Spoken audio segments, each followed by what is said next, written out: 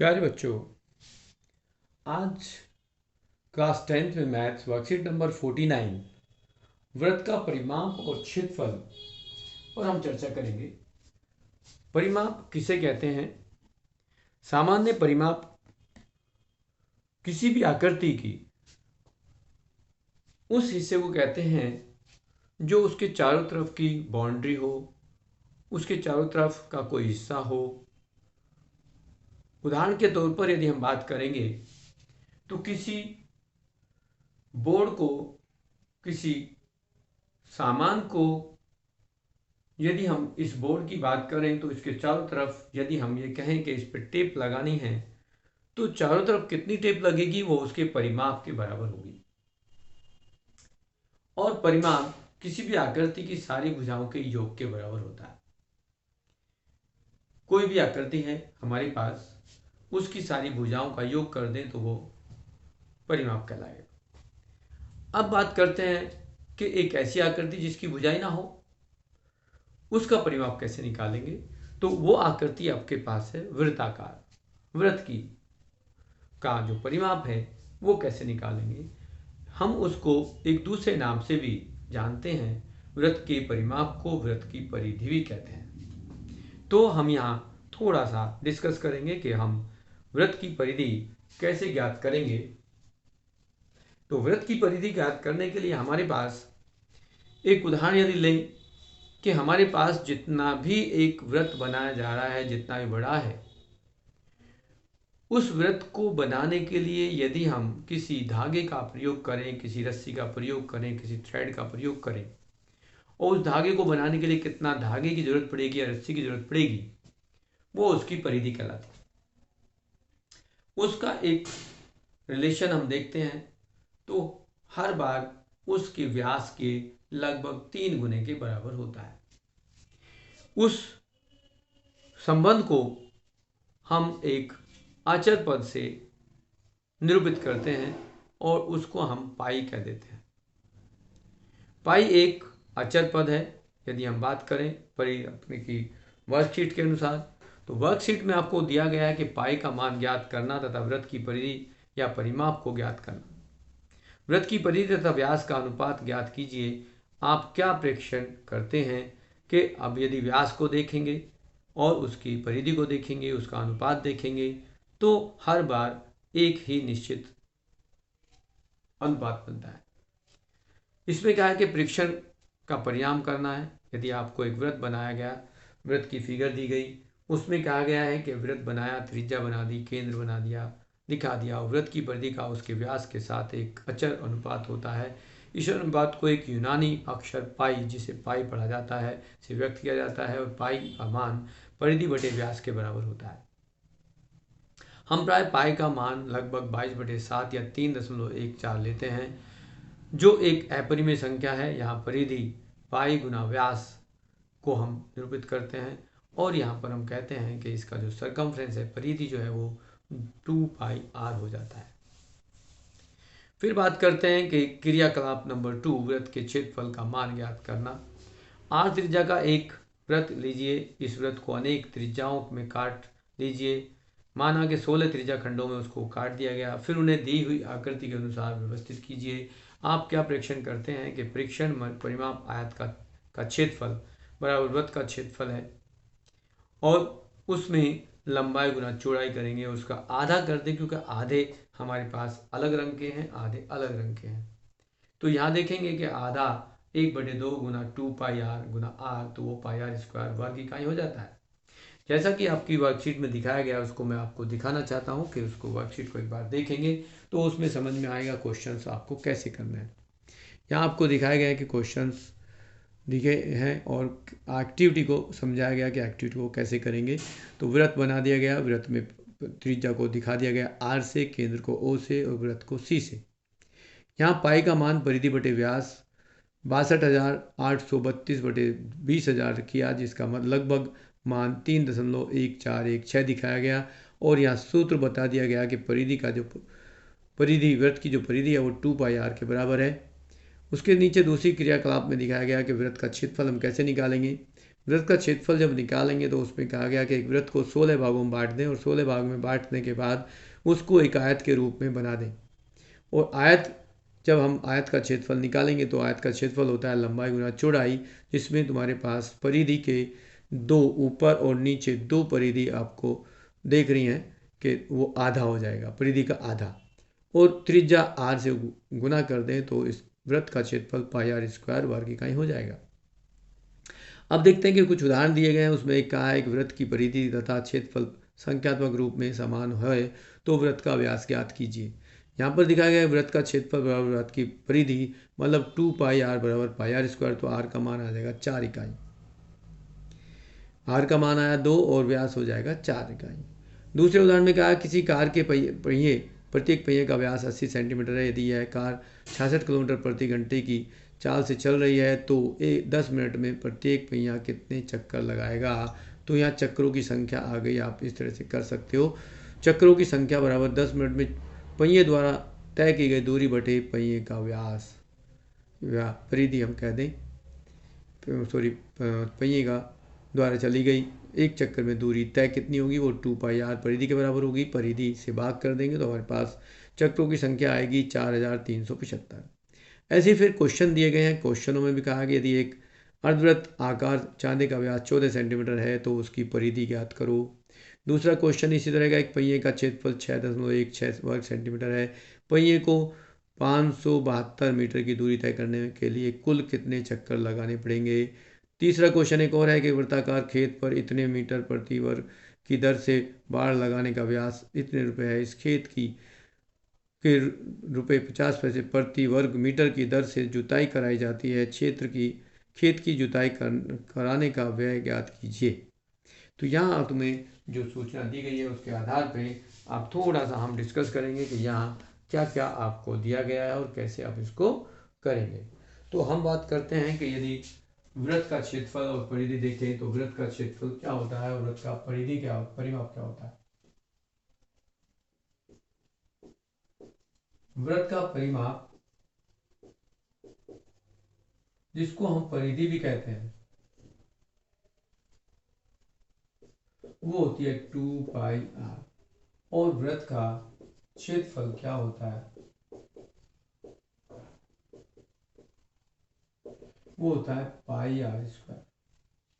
यहाँ पर वृत्त का क्षेत्रफल और वृत्त का परिमाप हमें दोनों ही निकालने हैं, जिसको परिमाप को हम परिधि भी कहते हैं। और परिधि का जो संबंध है वो पाई से है।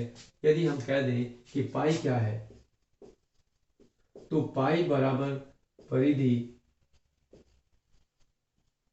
बटे में 2r होता है। और ये पाई का मान हर बार 3.14 या 22/7 हम लेते हैं और उसको प्रयोग करते हैं।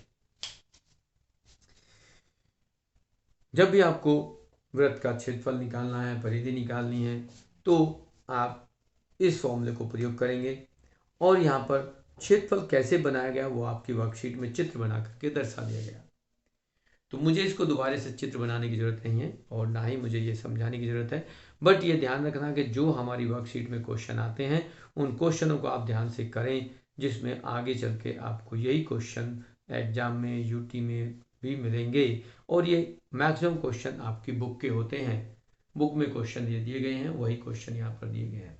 तो जैसा कि उदाहरण 1 दिया था कि उसमें जो उसका क्षेत्रफल है वो उसकी परिधि के बराबर है और वहाँ पर व्यास ज्ञात करो, तो ये आ गया। दूसरा एक क्वेश्चन भी आपकी बुक का है कि उसमें एक कार के प्रत्येक पहिए का व्यास 80 सेंटीमीटर है। यदि वह 66 किलोमीटर प्रति घंटे की रफ्तार से चलती है तो 10 मिनट में कितने चक्कर लगाएगा। तो पहले हमें पहिए की त्रिज्या ज्ञात करनी है और पहिए की परिधि भी निकालनी है, कितने मीटर वो होगी, और फिर वो किलोमीटर को मीटर में कन्वर्ट करके बदल करके आप चक्रों की संख्या निकाल सकते हैं। तो आपके पास सबसे पहले आप देखेंगे फर्स्ट क्वेश्चन क्या है। उसने कहा यदि एक अर्धवृत्त आकार चांदे का व्यास 14 सेंटीमीटर है तो उसकी परिधि क्या है। तो क्वेश्चन नंबर 1 में देखेंगे कि यदि एक ये चांदे के आकार का हमारे पास एक है और इसमें कहा गया ये व्यास 14 सेंटीमीटर है, तो त्रिज्या कितनी होगी। यहाँ देखेंगे व्यास जो है उसको लिखें, व्यास बराबर 14 सेंटीमीटर है।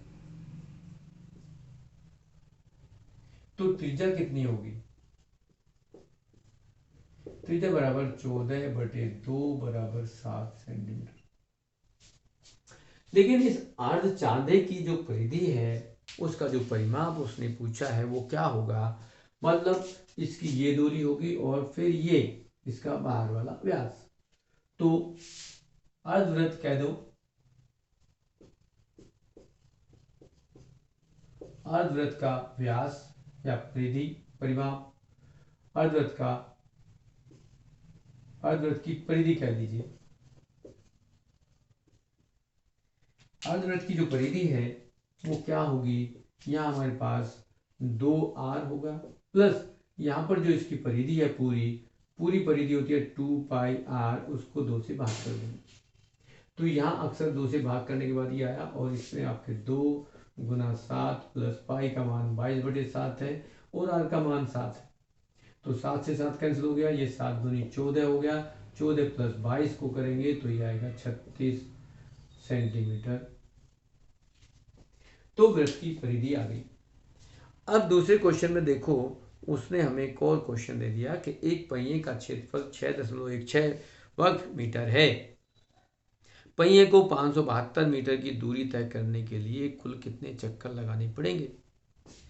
तो हमें पहले चाहिए पहिए की त्रिज्या। क्वेश्चन नंबर 2, पहिए का क्षेत्रफल दिया हुआ है और पहिए का क्षेत्रफल का जो फॉर्मूला है वो हमारे पास क्या है, πr²। अब हमें दिया गया है 6.16 और ये 22/7 r, हमें r का मान निकालना है और r के मान की सहायता से हम उस पहिए की परिधि निकाल लेंगे और परिधि से यदि हम दूरी को भाग कर दें तो हमारे पास संख्या, चक्रों की संख्या आ जाएगी। यदि हम यहाँ 6.16 गुना 7/22 कर दें तो ये r² के बराबर आएगा। इस दशमलव को हटाएंगे तो यहाँ नीचे यदि इसको लिखोगे तो यहाँ पर 100 आ जाएगा, इस तरह से लिख दें। और 22 से यदि हम इसको काटेंगे तो ये हमारा आ जाएगा 28।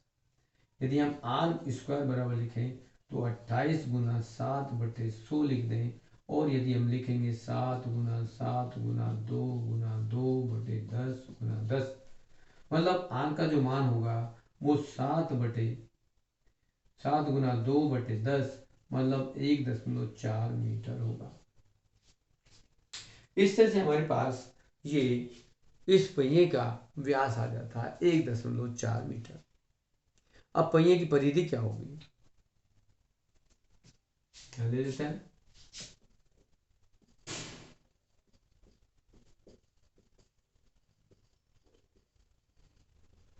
पहिए की जो परिधि हम निकालेंगे वो क्या होगी, वो होती है 2πr। अब 2πr में यदि आप ले रहे हो यहाँ पर तो यहाँ 2 गुना 22/7 गुना r है 1.4। इस दशमलव को हटाते हो तो यहाँ 10 आ जाएगा, 7 से 14 को काटेंगे 2 आ जाएगा। अब आप यहाँ करेंगे तो ये 22 चौक 88/10 बराबर 8.8 मीटर हो गया। अब इसमें देखोगे तो आपके पास 8.8 मीटर इसके परिधि आ गई। अब आपको निकालना है चक्रों की संख्या। चक्रों की संख्या का मतलब क्या है कि यदि हम कुछ दूरी पर जाते हैं, पहिए को घुमाते हैं और वो कितनी चक्कर में वो दूरी पूरी करेगा, तो यह चक्रों की संख्या लिख देते हैं।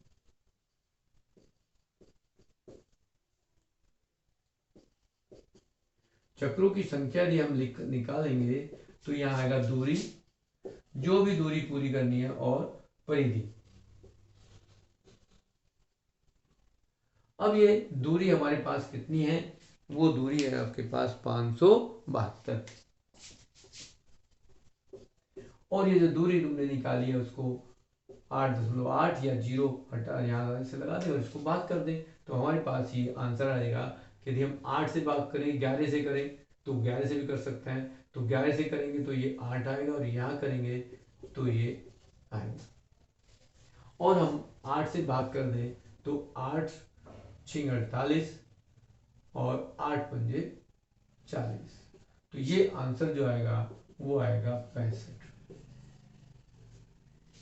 ये आपका जो दूसरे क्वेश्चन का आंसर आ गया कि यहाँ यदि पहिए को कुछ दूरी तक ले जाएं तो उसमें आपके पास पहिए को लगभग 65 चक्कर लगाने पड़ेंगे, तब जाकर के 572 मीटर दूरी तय होगी। अब अगला जो क्वेश्चन है वो है एक वृत्ताकार खेत जो 24 रुपए प्रति मीटर की दर से बाड़ लगाने का व्यय है। इतने रुपए उसने कहा है कि खेत का बाड़ लगाने का खर्चा दे दिया और उसका जो रेट है वो भी दे दिया, तो वहां से आपको उसकी त्रिज्या मिल जाएगी। फिर उसने कहा इस खेत को 0.50 प्रति वर्ग मीटर की दर से जुताई कराई जानी है, खेत की जुताई कराने में व्यय कितना होगा। तो ये पहले हमें खेत के जो बाउंड्री है उससे हमें उसकी त्रिज्या निकालनी होगी। क्वेश्चन नंबर 3 में दिया है कि जो खेत है, खेत की परिधि निकालते हैं।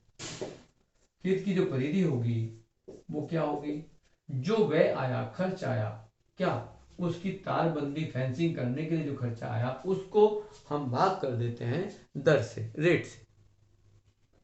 तो कितना खर्चा आया था बाड़ लगाने में, बाड़ का खर्चा बटे में दर। अब बाढ़ का खर्चा जो आया था वो था आपके पास 5228, 5280 को यदि आप रेट से 24 से भाग करते हैं तो आपके पास ये खेत की परिधि आ जाएगी। और खेत की परिधि जो है वो 2 पाई आर के बराबर होती है।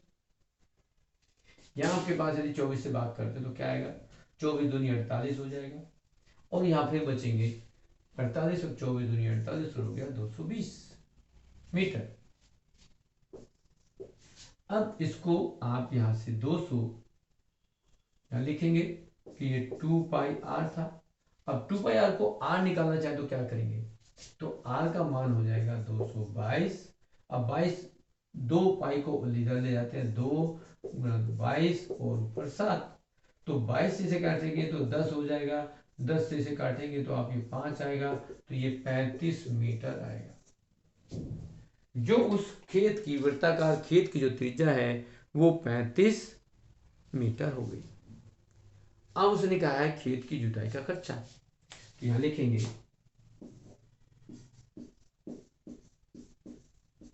खेत की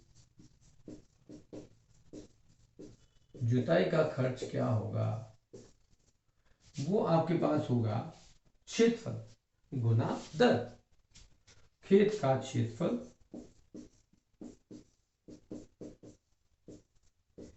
गुना दर होगी। अब खेत का क्षेत्रफल क्या होगा, वो तो पाई आर स्क्वायर होता है, पाई आर स्क्वायर, और ये रेट है 50 पैसे प्रति वर्ग मीटर। अब खेत का क्षेत्रफल निकालोगे तो क्या मिलेगा आपको, देखो 22/7, आर आपके पास है 35 गुना 35 और ये 0.5 आ गया। इस तरह से करेंगे। अब यदि इसको आप यहां से भाग करते हो तो 5 आ गया। अब 5 में भी आप यहां देखो कि यदि 2 इसमें गुना करते हो तो आपके पास क्या होगा, 22 से 5 में गुना करेंगे 110 आएगा। फिर यदि आप 0.5 में गुना करते हो तो फिर ये आपका आधा हो जाएगा। 50 पैसे प्रति वर्ग मीटर है, तो 50 को यदि हम 2 से गुना करें, 2 से भाग करें तो क्या आएगा 55 और गुना 35। 55 को और 35 को गुना कर दें तो आपका आंसर आ जाएगा रुपए में। अब गुना करें तो क्या करेंगे, 35 को 55 से गुना कर रहे हैं आप, 5 पंजे 25, 5 किया 15 और 2 17, फिर ये यहाँ 0 आएगा, फिर ये 5 7 1, यदि यहाँ इनको जोड़ते हो तो यह है, तो यह आंसर आ जाएगा 1925 जो है वो इस खेत की जुताई का खर्चा आएगा। आपके पास ये वर्कशीट कंप्लीट हो जाती है, इसको आप कंप्लीट इस तरह से कर सकते हैं। आपके पास जो ये नीचे कंप्लीट कैलकुलेशन आपके पास आ गई है, इस तरह से आपके अपने वर्क को कंप्लीट कर सकते हो। Thank you.